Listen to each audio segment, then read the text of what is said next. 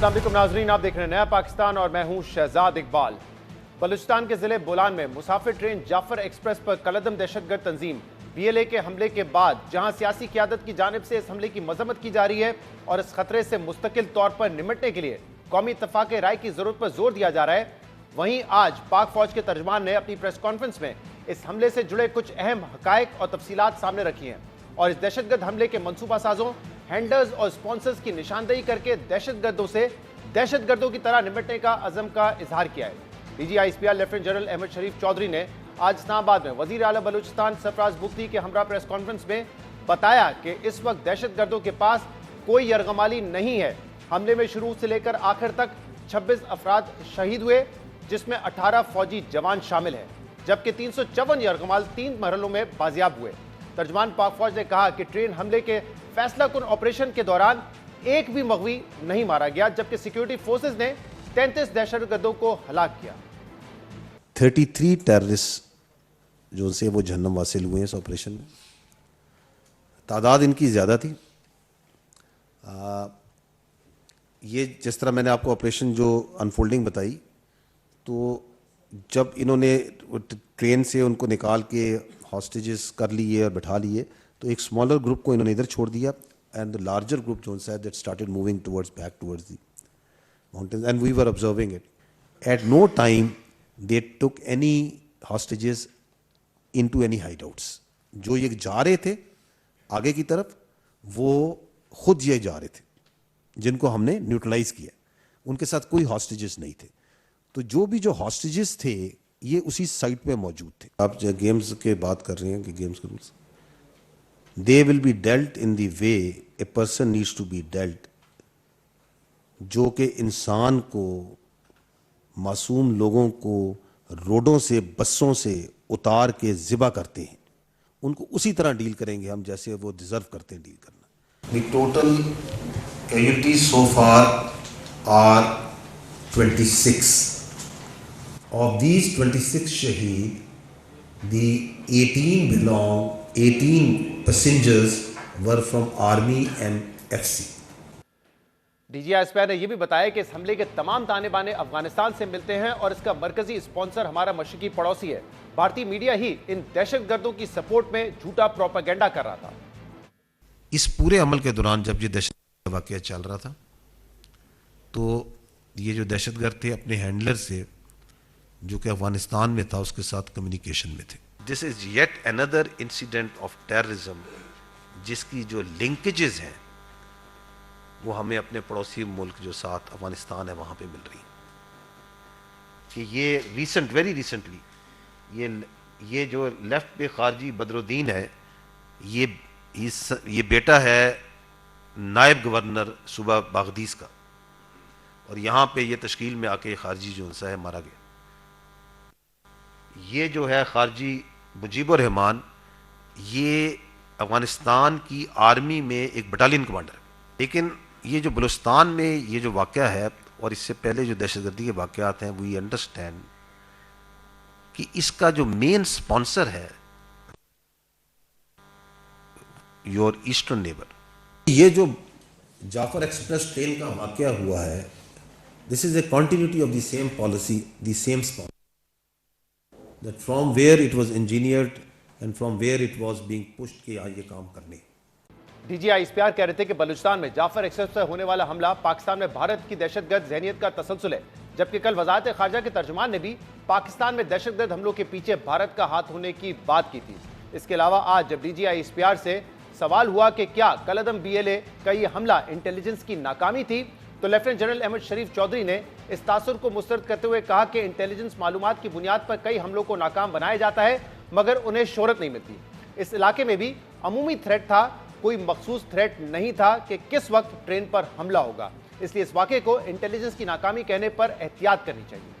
Intelligence के अंदर होता ये है कि जहां आपको एक फेलियर नजर आता है, उसके पीछे जिसको आप पॉइंट आउट करते हैं कि ये आप क्यों हो गया, जिस तरह आप कह रही हैं कि आपने एक वर्ड यूज किया कि इंटेलिजेंस फेलियर है, विच आई डोंट एग्री, बिकॉज इसके पीछे हजारों इंटेलिजेंस की सक्सेस स्टोरीज भी होती हैं which you don't know, the incidents which did not happen because our intelligence was able to successfully detect them, get them neutralized. तो पहले हमें यह एहसास होना चाहिए कि पाकिस्तान की intelligence agencies in a very challenging hostile environment दिन रात पाकिस्तान के बलूचिस्तान के शहरियों की हिफाजत के लिए दिलो जान से लगी हुई है। सो इसको इंटेलिजेंस फेलियर कह के जिसे हम करेक्टराइज करते हैं, अपनी इंटेलिजेंस एजेंसीज को हमें इससे एहतियात करनी चाहिए। इसी तरह प्रेस कॉन्फ्रेंस में बार बार मुल्क में दहशतगर्दी के वाकयात में इजाफे और इसकी वजूहात को लेकर सवालात किए गए, जिस पर वजीर आला बलूचिस्तान सरफराज बुख्ती ने पाकिस्तान तहरीक इंसाफ के दौर में तालिबान के साथ नरमी की पॉलिसी को हालिया दहशतगर्दी की लहर की बुनियादी वजह करार दिया। सरफराज बुख्ती ने कहा कि बलूचिस्तान में दहशतगर्दी के हकूक या महरूमी से कोई ताल्लुक नहीं है, उन्हें नाराज बलोच ना कहा जाए, ये दहशतगर्द हैं और इन दहशतगर्दों से दहशतगर्दों की तरह ही निपटने का फैसला किया गया है।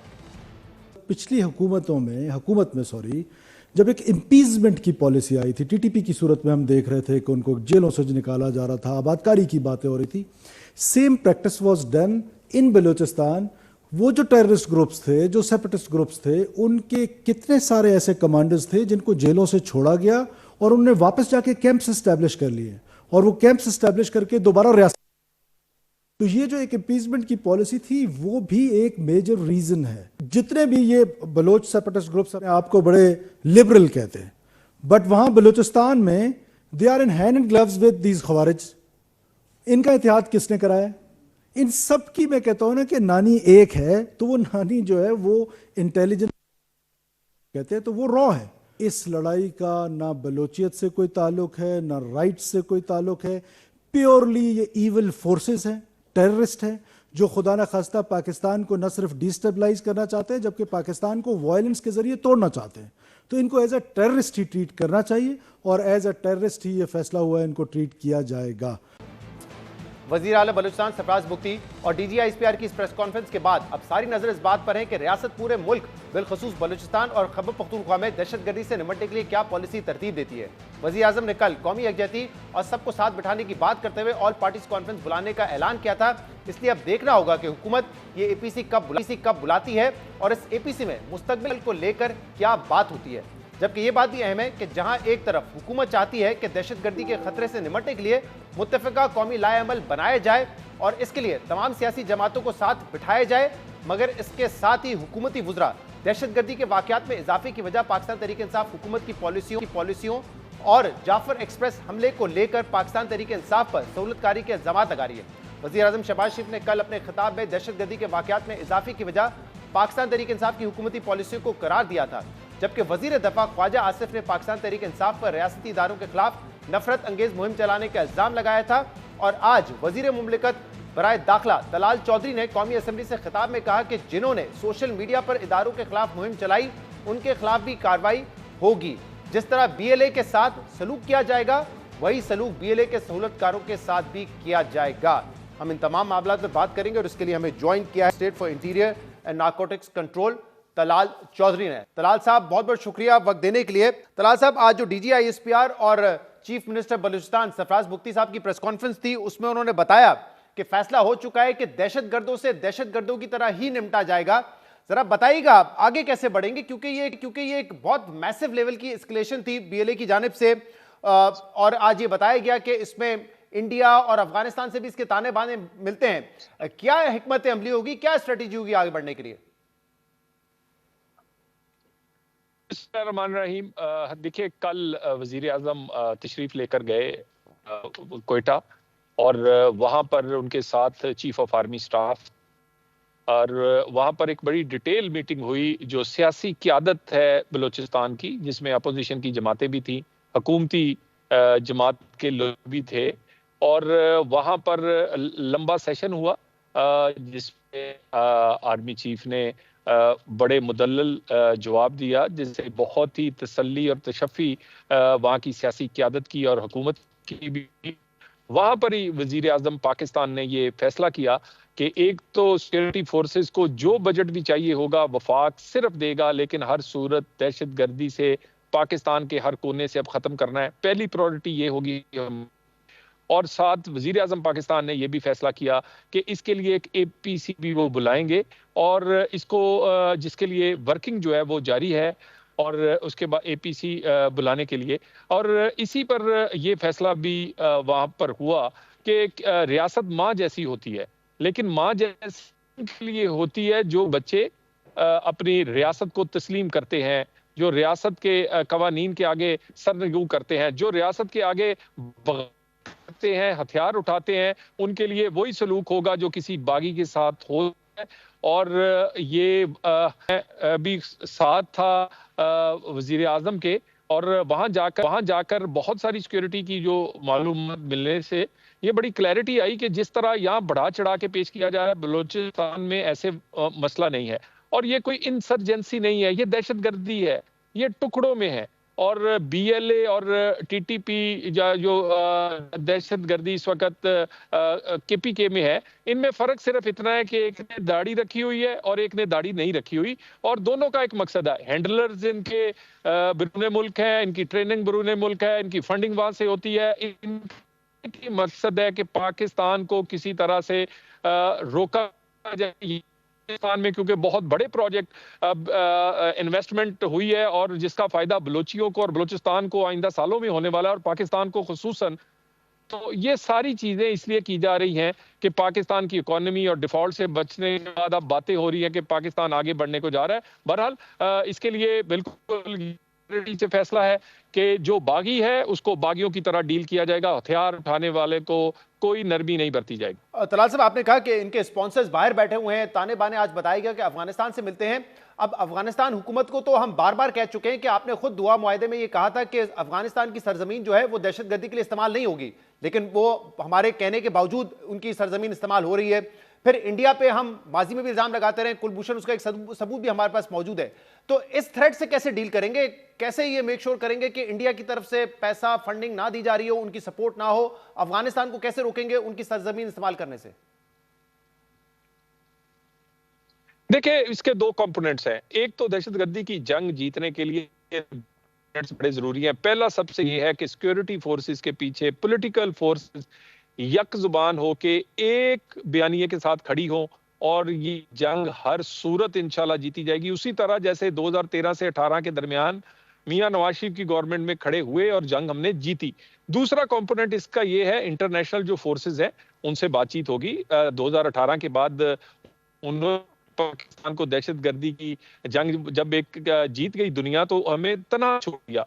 अब उसकी दोबारा शुरुआत हुई है। अमेरिकन प्रेसिडेंट ने अच्छे रिमार्क्स दिए हैं, देर आए दुरुस्त आए, मगर अमली तौर पर अमेरिका से बाकी लोगों को पाकिस्तान के साथ खड़ा होना होगा, और इन फोर्सेस को हम बता देंगे जो कि वो समझ रहे हैं, तो उसके बाद यकीनन इंडिया हो या अफगानिस्तान पे इतना प्रेशर पड़ेगा कि इंशाल्लाह ताला ये चीजें रुकेंगी, जैसे हमने पहले रोकने में कामयाब हुए थे। तलाल साहब, आज ये प्रेस कॉन्फ्रेंस में भी बुगटी साहब की तरफ से कहा गया कि अमेरिका चला गया और अब जो अफगानिस्तान की सरजमीन है वो सिर्फ पाकिस्तान के लिए थ्रेट नहीं है, दुनिया भर के लिए थ्रेट है। जब आप भी ये कहते हैं कि अमेरिका को पीछे खड़ा होना पड़ेगा, तो इसका क्या मतलब है? देखिए, अमेरिका पहले तो 9/11 के बाद यहां पर आया था, उसके अपने मफादात थे, लेकिन अब अगर पाकिस्तान को दहशतगर्दी से खतरा है अफगानिस्तान में, तो उसके लिए तो अमेरिका यहां पर नहीं आएगा। ज्यादा से ज्यादा जो आपकी काउंटर इंटेलिजेंस सपोर्ट है वही दी जा सकती है। इसके अलावा क्या आप एक्सपेक्ट कर रहे हैं अमेरिका से इस वक्त?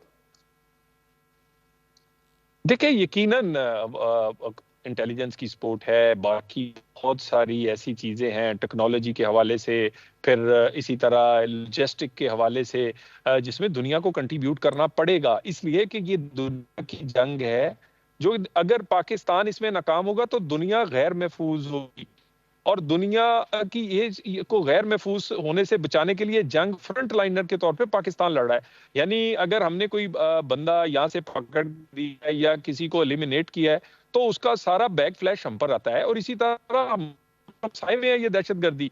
सो पूरी दुनिया को महफूज बनाने की जंग जो मुल्क लड़ रहा है उसके साथ तो खड़ा होना पड़ेगा, हर तरह से खड़ा होना पड़ेगा, और उन फैक्टर जो इंडिया या अफगानिस्तान उनको रोकने के लिए भी इंटरनेशनल कम्युनिटी को जो करना पड़ेगा उसे करना चाहिए, और हमारे साथ खड़ा होना होगा। ये जरा बताइएगा कि एपीसी के हवाले से भी आपने कहा और वजीर आजम ने कल इसका जिक्र किया था, एपीसी में फैसला क्या होना है कि किस तरीके से निपटना है बलूचिस्तान की सिचुएशन से, या तमाम पॉलिटिकल पार्टीज को ऑन बोर्ड लेना है कि फैसला हो चुका है कि सख्ती से निपटना है और इस पर इत्तेफाक राय कायम होना है?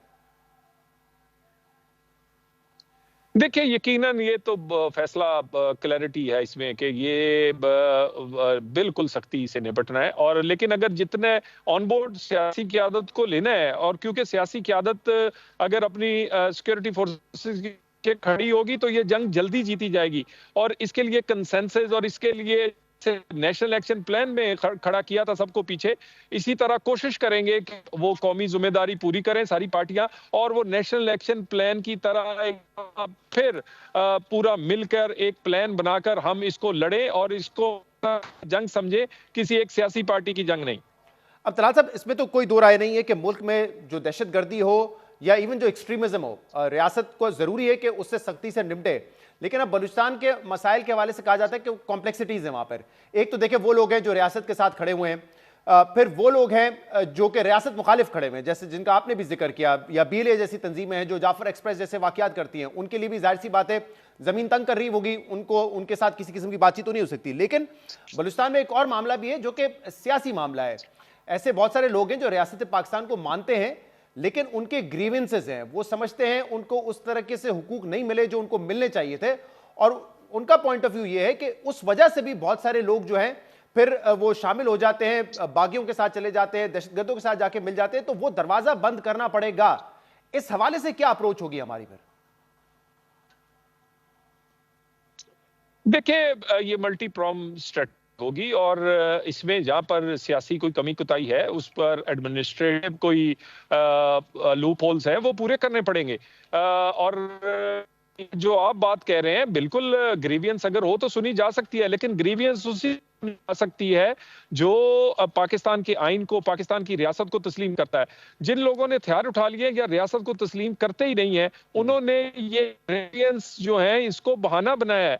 यानी मुझे ये बताइए कि वो स्कूल जलाते हैं, वो हॉस्पिटल जलाते हैं, वो डैम नकारा बनाते हैं, वो रेलवे पर हमला करते हैं, यानी वो काम करते हैं जो कि लोगों की सहूलत के लिए चीजें हैं। सो ये एक इस ग्रेवियंस या इस तरह की जो चीजें हैं, इसको बहाने के तौर पे भी या सियासी बयानियां बनाने को एक लॉजिक के लिए अपना जस्टिफाई करने के लिए कोशिश की जाती है। ये इसको भी हम देखेंगे, लेकिन ये जस्टिफिकेशन नहीं हो सकती किसी भी हथियार उठाने की। जाहिर सी बात है जो हथियार उठा रहे हैं वो मुख्तलिफ लोग हैं। मैं मुख्तलिफ लोगों की बात कर रहा हूं। मैं बात कर रहा हूं डॉक्टर अब्दुल मालिक साहब जैसे लोग, जो कि आपके दौर में चीफ मिनिस्टर रहे बलूचिस्तान के, अख्तर मेंगल साहब जो आपके इत्तेहादी रहे, अभी इस्तीफा देके चले गए पार्लियामेंट से, क्योंकि वो समझते हैं कि पार्लियामेंट में इतनी स्पेस ही नहीं बची है कि बलूचिस्तान के इशूज़ पे बात हो सके या वफाकी हुकूमत से बात हो सके। अभी आपने अगर सुना हो, डॉक्टर अब्दुल मालिक साहब ने जो 2 दिन पहले इंटरव्यू दिया है, उसमें भी वो समझते हैं कि इस वक्त जो लोग बागी हो चुके हैं या जो दहशतगर्द हैं, उनसे तो बात नहीं हो सकती, लेकिन आपने कहीं ना कहीं थोड़ा सा एक कॉन्फिडेंस बिल्डिंग मेजर जो है वो लेने होंगे, जिसमें मिसिंग पर्सन का मामला है, जिसमें डेवलपमेंट का मामला है, ये सारी चीजें करनी होंगी। तो ये तो वो लोग बात कर रहे हैं जो कि सियासी लोग हैं, रियासत पाकिस्तान पर यकीन रखते हैं, आपके इत्तेहादी भी रहे हैं। देखिए, डॉक्टर मालिक साहब कल मौजूद थे और उन्होंने बड़ी मुदल्लल बात की, और उसको बड़ा सराहा वजीर आजम ने भी, और वजीर आजम ने उनको बल्कि सबसे पहले बोलने का मौका दिया, सबसे पहले तजावीज़ ली। सीनियर आदमी है, और उन्होंने जो तजावीज़ दी हैं उसको बिल्कुल उस पर गौर किया जाएगा। देखिए, मिसिंग पर्सन का जो मामला है, इसको बढ़ा चढ़ा के पेश किया जाता है। पाकिस्तान के 25 करोड़ के मुल्क में इस वक्त चंद हजार लोग हैं, और वो भी जैसे कि कल जो ऑपरेशन हुआ है उसमें से चंद लोग मिसिंग जो है वो उसमें मारे गए। यानी आप ये मिसिंग की बहाने से लोग दूसरी तंजीमों में शामिल हैं, मिसिंग के बहाने ऐसे भी हैं कि कई लोग दुनिया से जा चुके हैं कि इस मुल्क में नहीं है। सो मिसिंग पर्सन का मामला भी सिर्फ ये कहकर ये नहीं कहा जा सकता कि उसकी वजह से अफगानिस्तान में सब कुछ हो रहा है। चंद हजार लोग 25 करोड़ के मुल्क में अगर हैं, तो ये एक बहाने के तौर पे, जस्टिफिकेशन के तौर पे पेश नहीं किया जा सकता। चंद लोग हाँ, इसमें जान गुंजाइश होगी, या हजारों हो, लेकिन कोशिश कम से कम जो भी उनके मामलात हैं, 2011 से कमीशन बना हुआ है, उनको कंक्लूजन तक तो पहुंचना है ना कि हुआ क्या है एग्जैक्टली। ये तो उनका हक है ना फैमिलीज का। देखिए, बिल्कुल हक है। देखिए, ये हजारों में थे, ये 10,000 से भी ज्यादा थे, और इस वक्त ये 2,000 के करीब रह गए। बाकी सबका लोगों का डिसीजन हुआ है, और इसके लिए कंपनसेशन देने के लिए भी, इनके बाकी मामलात के लिए भी बड़ी एक डिटेल इस पे बात हो चुकी है। लेकिन मैं आपको बताऊं, ये बिल्कुल आटे में नमक के बराबर वजह है। ये वजह नहीं है, ये वजह जस्टिफिकेशन के तौर पे इस्तेमाल की जाती है। आपको जिम्मेदारी से ये बात कह रहा हूं, इतने लोग मिसिंग नहीं है जितनी बड़ी जस्टिफिकेशन बनाई नहीं, जाती है। आप ये कह रहे हैं कि हम अख्तर इसको अख्तर सारी मेंगल चीजों जैसे को लोग हों या डॉक्टर अब्दुल मालिक बलूच जैसे लोग हों, वो भी इसको एक एक्सक्यूज के तौर पे इस्तेमाल करते हैं। देखिए, उनका तो कोई काम नहीं है ना मिलिटेंसी से, वो तो सियासत की बात कर रहे होते हैं, फिर वो क्यों ये बात कर रहे हैं? देखिए, नहीं, देखिए, मैं आपसे कह रहा हूं कि ये बात एक एक छोटे यानी चंद थोड़े से हिस्से में ठीक है। डॉक्टर मालिक साहब गलत नहीं कह रहे, लेकिन ये बहुत बड़ी यानी अगर कोई वजूहात या जस्टिफिकेशन पेश की जाती है तो सही। उसमें बहुत छोटा सा हिस्सा इसका है, ना होने के बराबर। सो इसको भी हम एड्रेस करेंगे, बाकी चीजों डेवलपमेंट को भी, गवर्नेंस को भी। अब अभी देखें ना कि ज्यादातर एरिया बी एरिया है पूरे बलूचिस्तान का, जिसमें लेवीज है। लेवीज जो हैं उनकी ना कैपेसिटी है ना ट्रेनिंग है। वो बड़े बड़े लोगों ने वहाँ वो अपने मुलाजम रखे हुए हैं, उनकी जो हाजिरी है वो 45% से ज्यादा नहीं है, बाकी पता नहीं कहाँ है। और वो बेचारे इस काबिल नहीं है कि वो अब जैसे की ये बड़ा जंग लड़ इंपॉर्टेंट सके। इशू आप बात तो कर रहे ये हैं ना सारे कि काम एरिया ए है, एरिया बी है, बी में जो है लेवीज का कंट्रोल है। अब मुझे एक बात बताइए कि जैसे आज भी चीफ मिनिस्टर साहब ने कहा कि हम इसको तब्दील करने जा रहे हैं, हम अपनी गवर्नेंस को इंप्रूव करेंगे। सवाल ये है कि क्यों हम इंतजार करते हैं कि कोई बहुत बड़ा सानिया हो जाए, और खुदा का शुक्र है कि ये शायद इससे भी बड़ा डिजास्टर हो सकता था, जितना हुआ है उससे बड़ा हो सकता था। एक जान जाए वो भी अफसोसनाक है, लेकिन शायद ये कैजुअल्टी इससे बहुत ज्यादा हो सकती थी। तो तब हमें क्यों ख्याल आता है कि एरिया ए है, एरिया बी है, गवर्नेंस इंप्रूव करनी है। बलूचिस्तान में हम तो फ्रीक्वेंटली देख रहे हैं कि बसों से उतार के लोगों की शनाख्ती कार्ड देके उनको मारा जाता है। तब कोई क्यों नहीं जागता है? क्यों कोई इतने सानिया का इंतजार करते हैं कि पहले से क्यों नहीं कर रहे? ऐसा तो नहीं कि पहला कोई वाकया हो दहशतगर्दी का? देखिए, एक तो मैं जवाब दे सकता हूँ अपने दौर का। 13 से 18 के दरमियान दहशतगर्दी थी। फाटा हो, कोयटा हो, कराची हो, बहुत मुश्किलात थी। लेकिन हमने वहां पर मियां नवाज शरीफ ने तमाम पॉलिटिकल फोर्सेस को अपनी सिक्योरिटी के पीछे खड़ा किया, एक बयानिए के साथ यक जुबान होके हम जीते।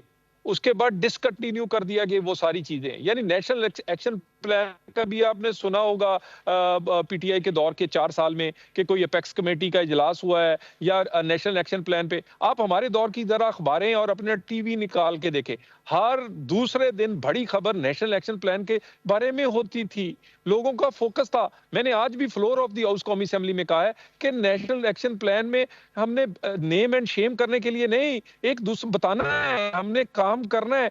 आधे से ज्यादा जो उसमें पॉइंट्स हैं 20 में से वो सूबों के मुतल्लिक हैं। अब बताइए ना, 2 सूबों में जहां दहशतगर्दी ज्यादा है, केपी और बलूचिस्तान में, सूबाई हुकूमतों ने अपनी कैपेसिटी बिल्डिंग पर, ट्रेनिंग पर, अपने लॉज पे कोई काम ही नहीं किया। और उसके बाद अगर हम कहें कि भी नेशनल एक्शन प्लान जब डिसकंटिन्यू कर देंगे, जब एक बयानिया नहीं होगा, जब दहशतगर्दों को आप वहां हजारों से अफगानिस्तान में से लाकर इधर बसाएंगे, तो फिर ये मसाइल पैदा होंगे। बहरहाल आपकी बात ठीक है, इसे वक्त से बहुत पहले होना चाहिए था ये बी और ए कैटेगरी वाले मामला।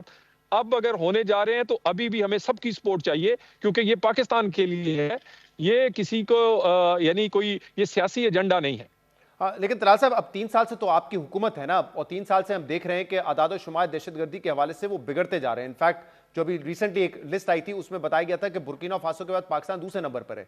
तो ये 3 साल से आपकी हुकूमत है।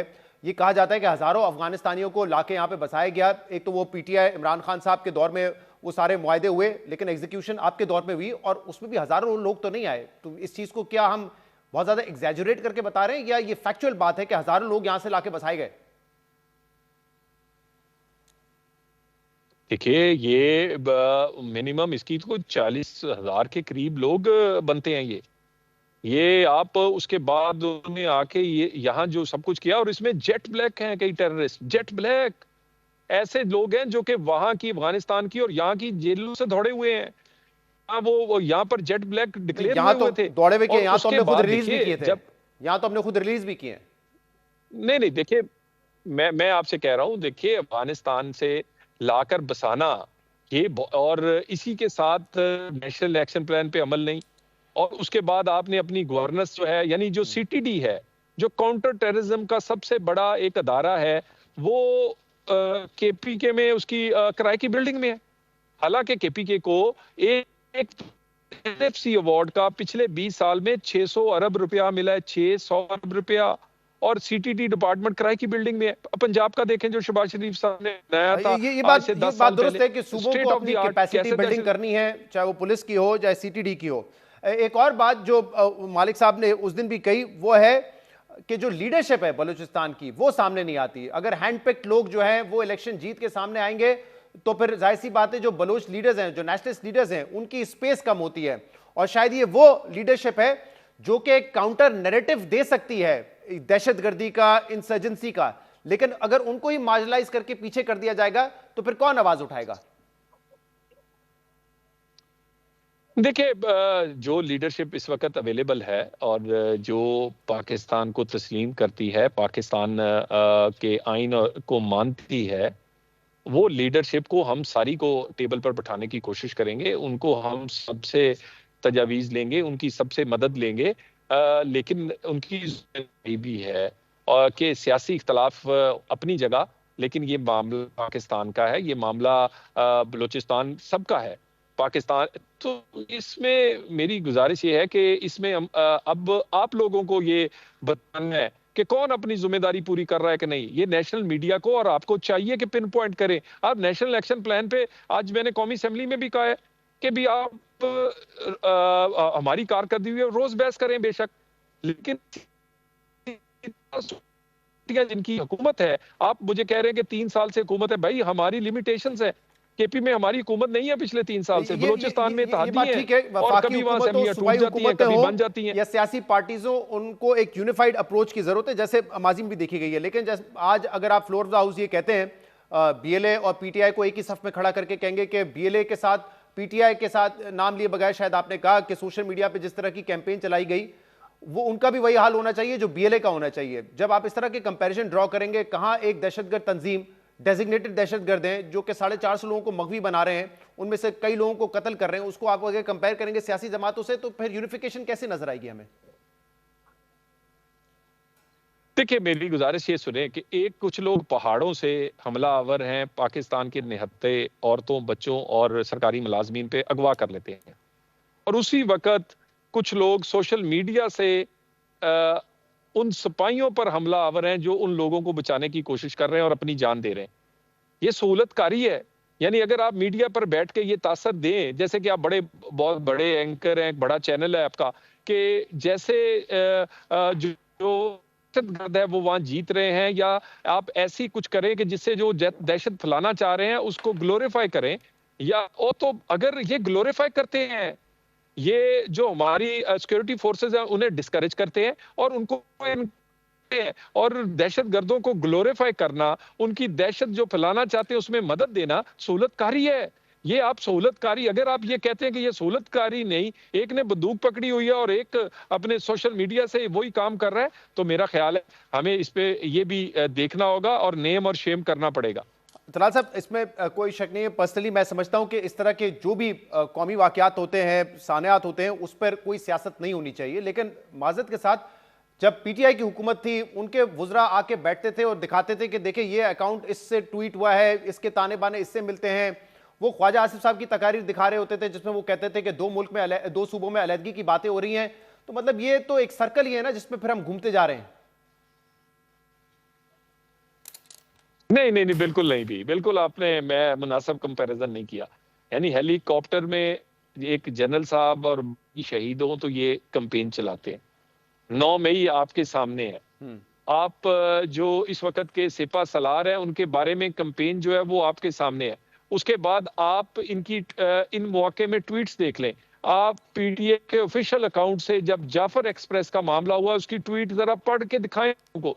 यानी कह ये रहे हैं कि ये इंटेलिजेंस एजेंसियों की वजह से हुआ है, और उसके बाद इनके जो लोग हैं वो कंपैरिजन जो कर रहे हैं और जिस तरह के कमेंट्स कर रहे हैं आम, तो वो इनकी पॉलिसी है और ये इनका एक दिन का मामला नहीं।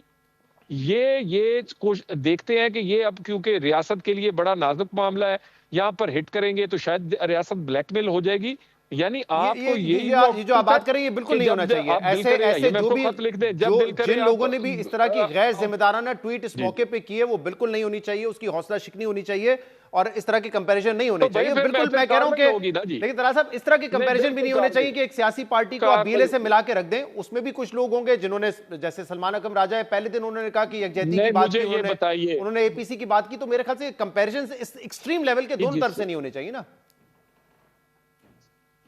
नहीं, देखिए मेरी बात सुने, जिसने ये किया उसका शुक्रिया, उसने अपना कौमी फर्ज अदा किया।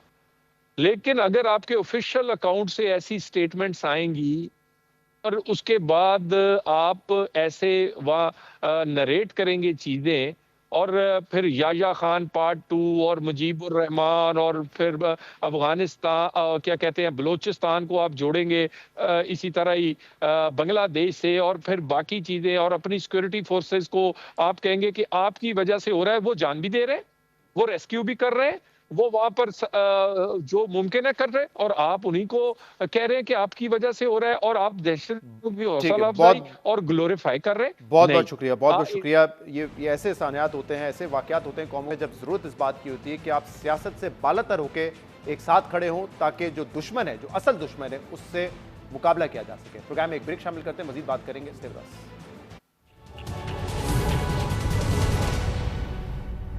Welcome back. पाकिस्तान और आईएमएफ के दरमियान $7 बिलियन के बेल आउट अरेंजमेंट के पहले रिव्यू के सिलसिले में पिछले 2 हफ्ते से तकनीकी और पॉलिसी सतह के मुज़ाकरात जारी थे, जो आज मुकम्मल हो गए हैं। और इत्तलात के मुताबिक इन मुज़ाकरात के दौरान पाकिस्तान और आईएमएफ ने रवा माली साल के लिए एफबीआर टैक्स हदफ 12,970 अरब रुपए से कम करके 12,350 अरब रुपए मुकर्रर करने पर इत्तफाक कर लिया है। द न्यूज में मेहताब हैदर की खबर के मुताबिक पाकिस्तान और आईएमएफ के दरमियान टैक्स टारगेट को 620 अरब रुपए कम करने पर इत्तफाक हुआ है, लेकिन टैक्स टारगेट में कमी के बावजूद टैक्स टू जीडीपी की शरह 10.6% पर बरकरार रखी जाएगी। खबर के मुताबिक आईएमएफ ने वजारत खजाना से कहा है कि वो अखराजात को ऐसे एडजस्ट करें कि प्राइमरी सरप्लस का 2,400 अरब रुपए का हदफ हासिल हो सके, जिस पर वजारत खजाना ने प्राइमरी सरप्लस के हसूल की यकीन दहानी करवा ली है। इसके अलावा आईएमएफ और पाकिस्तान के दरमियान मुज़ाकरात में जीडीपी ग्रोथ टारगेट को भी रिवाइज किया गया है और जीडीपी ग्रोथ का टारगेट 3.6% से कम करके 2 से 2.25% कर दिया गया है, जबकि सीपीआई इन्फ्लेशन को भी रिवाइज करके 12.5% से कम करके 7% पर मुकर्रर किया है। इसके अलावा साफी शहबाज राना की खबर के मुताबिक इन मुज़ाकरात के दौरान आईएमएफ ने प्रॉपर्टी, रियल स्टेट और निजकारी के शोबों के अलावा बाकी शोबों में आईएमएफ के प्रोग्राम के इतलाक पर मजमूई तौर पर इत्मीनान का इजहार किया है। खबर में ज़राए के हवाले से बताया गया है कि आईएमएफ से मुज़ाकरात के दौरान एफबीआर ने रियल स्टेट सेक्टर के टैक्स में कमी की तजवीज़ दी है। ज़राए के मुताबिक कल होने वाले मुज़ाकरात के दौरान एफबीआर हुक्काम ने आईएमएफ से इस्तदा की है कि बैरून मुल्क सरमायाकारी की मुंतकली रोकने के लिए रियल स्टेट सेक्टर में टैक्सेस में कमी की इजाज़त दी जाए। इसके अलावा ज़राए के मुताबिक इन पॉलिसी लेवल मुज़ाकरात के दौरान आईएमएफ ने ज़रूरी इनकम टैक्स की वसूली के लिए कानून साजी पर इत्मीनान का इजहार किया है, जबकि रिटेल, होलसेल और रियल स्टेट समेत कई शोबों में टैक्स वसूली को बेहतर बनाने पर जोर दिया गया है। जी न्यूज़ के नुमाइंदे अशरफ मेलकम से बात करते हुए वजीर खजाना मोहम्मद औरंगजेब ने भी मुज़ाकरात पे इत्मीनान का इजहार करते हुए उन्हें मजमूई तौर पे मुस्बत करार दिया है। हम इन तमाम मामलात पे मजीद बात करेंगे, जिसके लिए हमें ज्वाइन किया है द न्यूज़ के नुमाइंदे मेहताब हैदर ने। बहुत बहुत शुक्रिया मेहताब हैदर साहब वक्त देने के लिए। 7 बिलियन प्रोग्राम का जो पहला रिव्यू था वो आज कंक्लूड हो चुका है। जरा बताइएगा कि आईएमएफ ने किन नुकात पर इत्मीनान का इजहार किया है और किन नुकात पर मजीद जोर देने के लिए कहा है। जी बिस्मिल्लाहिर्रहमानिर्रहीम। देखें, बुनियादी तौर पर पाकिस्तान और आईएमएफ के दरमियान जो फर्स्ट रिव्यू और सेकंड इंस्टॉलमेंट के लिए टॉक्स थी वो आज कंक्लूड हो चुकी हैं। पाकिस्तान और आईएमएफ के दरमियान ब्रॉडर जो मैक्रो इकनॉमिक और फिस्कल फ्रेमवर्क है और जो रिवाइज टारगेट्स हैं उन पे ब्रॉडली जो है वो इत्तफाक हो चुका है, और उसके तहत जो है वो दोनों साइड्स ने इसको बाय एंड लार्ज जो है वो इस रिव्यू को सक्सेसफुली कंप्लीट किया है। लेकिन जब मैं आपसे बात कर रहा हूँ इस टाइम तक आईएमएफ की तरफ से और ना ही हुकूमत पाकिस्तान की तरफ से कोई ऑफिशियल प्रेस रिलीज जो है वो जारी हुई है, लेकिन जो ब्रॉडर एग्रीमेंट है उसके तहत जो मैक्रो इकनॉमिक टारगेट्स हैं और जो प्रोजेक्शंस हैं उनको रिवाइज किया गया है, और उसी के कॉन्सिक्वेंटली जो एफबीआर का टारगेट है उसको भी डाउनवर्ड जो है वो उसकी रिवीजन हो चुकी है। उसके तहत ये है कि पहले 6 माह में आपको पता है कि 8 माह में एफबीआर का जो शॉर्टफॉल है वो कुछ 6.5 अरब रुपया है, तो उसको जो है वो चूंकि जो मैक्रो इकोनॉमिक नंबर्स हैं वो रिवाइज हुए हैं, तो उसके नतीजे में जो पाकिस्तान की इकॉनमी का साइज़ है उसकी प्रोजेक्शन भी कम कर दी गई है। तो इसका मतलब ये है, अगर सादा अल्फाज में मैं इसको बयान करूं, तो जो टैक्स टू जीडीपी रेशियो है वो 10.6% ही रहेगा, लेकिन आपका जो एफबीआर का टारगेट है जो पहले 12,970 अरब रुपया था वो कम करके कोई 12,350 अरब रुपए के लगभग, जो कि इक्विवेलेंट टू 10.6% ऑफ जीडीपी है, इस पे दोनों साइड्स का इत्तफाक हो चुका है। और इसके नतीजे में क्या होगा कि कोई मिनी बजट नहीं लाना पड़ेगा, बल्कि जो पहले शॉर्टफॉल हो चुका है वो फरगो कर दिया गया है, और जो आइंदा 4 माह के दौरान है वो एफबीआर ने टोटल 12,350 अरब रुपए कलेक्ट करने हैं। तो गोइंग फॉरवर्ड, जैसे इन 8 माह में 600 अरब रुपए का शॉर्टफॉल था, क्या अगले 4 माह में हम अपने हदफ को अचीव कर पाएंगे? और अगर हदफ अचीव करेंगे तभी 12,350 रुपए का टारगेट अचीव होगा ना फिर?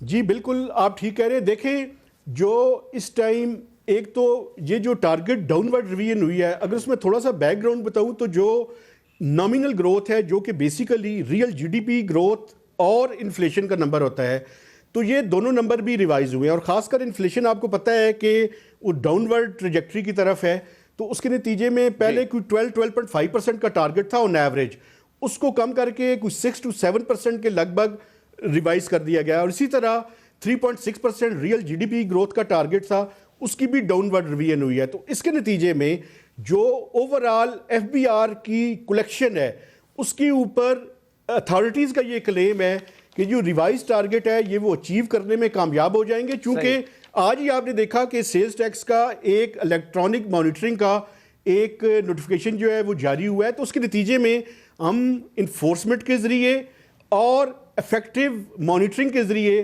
जो टारगेट है उसको अचीव करने की कोशिश करेंगे। लेकिन इंडिपेंडेंट जो एक्सपर्ट्स हैं वो ये कह रहे हैं कि शायद एफबीआर को ये टारगेट भी अचीव करने में मुश्किलात का सामना करना पड़ेगा। राइट। और जो रिटेल होलसेल सेक्टर है जिस पर खासी तवज्जो थी पिछले बजट में भी और आईएमएफ का भी बड़ा जोर था, क्या उस हवाले से मुतमईन है आईएमएफ?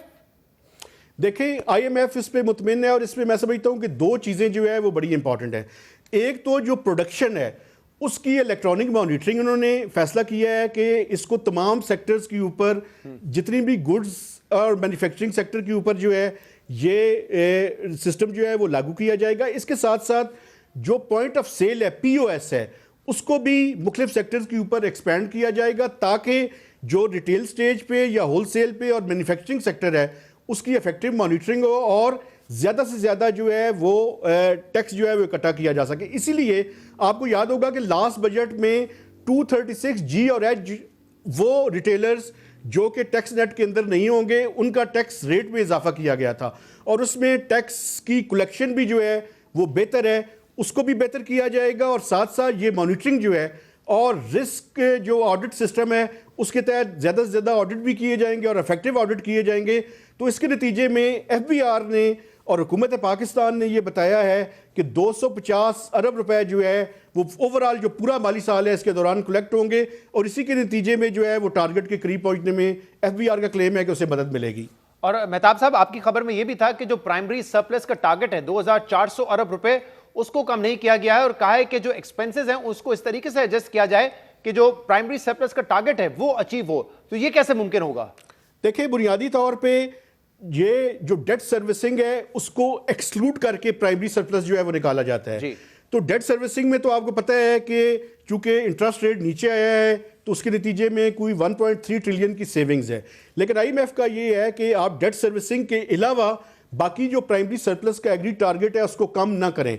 अब हुकूमत जो है वो ये बात हो रही थी कि शायद डेवलपमेंट बजट में कमी कर दें, लेकिन अगर पहले 6 माह की स्पेंडिंग को देखें तो हुकूमत, मैं नहीं समझता कि 1150 अरब रुपए जो रिवाइज टारगेट था पीएसडीपी का उसको अचीव कर सकेगी। लेकिन हुकूमत पाकिस्तान ने आईएमएफ से ये तय किया है कि वो इन राइटिंग देंगे कि जितना शॉर्टफॉल होगा अकॉर्डिंगली स्पेंडिंग या जो एक्सपेंडिचर्स हैं उनको उसी तरह से डाउनवर्ड जो है वो रिवाइज किया जाएगा। बहुत बहुत शुक्रिया। मेहताब हैदर साहब हमारे साथ मौजूद थे। प्रोग्राम में एक ब्रेक शामिल करते हैं, मजीद बात करेंगे।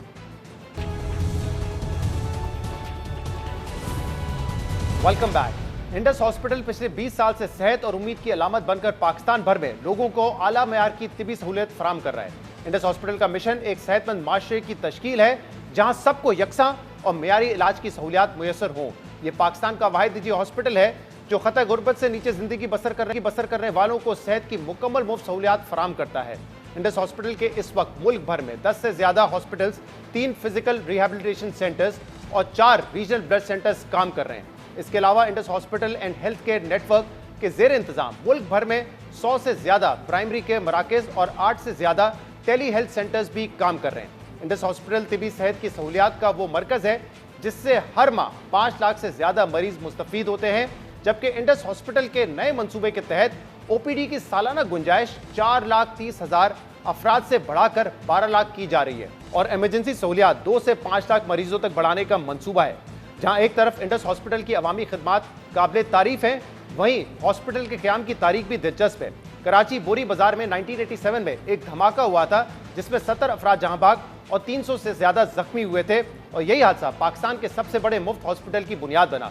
इंडस हॉस्पिटल के बानी डॉक्टर अब्दुल बारी बताते हैं कि उन्होंने उस वक्त वो हाल देखा जब जख्मियों के लिए बिस्तर नहीं थे और उनका इलाज फर्श पर किया गया और यहीं से ब्लड बैंक और फिर इंडस हॉस्पिटल की बुनियाद रखी गई। इंडस हॉस्पिटल अब तक तकरीबन 14,000 कैंसर और खून की बीमारियों से मुतासर होने वाले बच्चों का मुफ्त इलाज कर चुका है, जबकि अब तक इंडस हॉस्पिटल में 28,000 से ज्यादा मसनूई आज़ा जरूरतमंदों को मुफ्त फराम किए जा चुके हैं। आला मयार के इलाज के मुफ्त फरामी के अलावा इंडस हॉस्पिटल अपने तिबी तालीमी इदारों के जरिए बेहतरीन वर्कफोर्स तश्कील देने में भी मसरूफ है और ये सब इदारों को बनाने वालों, चलाने वालों और उन डोनर्स के बदौलत है जिन्होंने इसके क़याम से लेकर आज तक इसका हाथ नहीं छोड़ा। अगर आप भी इंडस हॉस्पिटल के इस मिशन का हिस्सा बनकर गरीब मरीजों और जरूरतमंदों का हाथ थामना चाहते हैं तो इंडस हॉस्पिटल से ताउन कीजिए। आज के प्रोग्राम में इतना ही, इजाजत दीजिए, अल्लाह हाफिज़।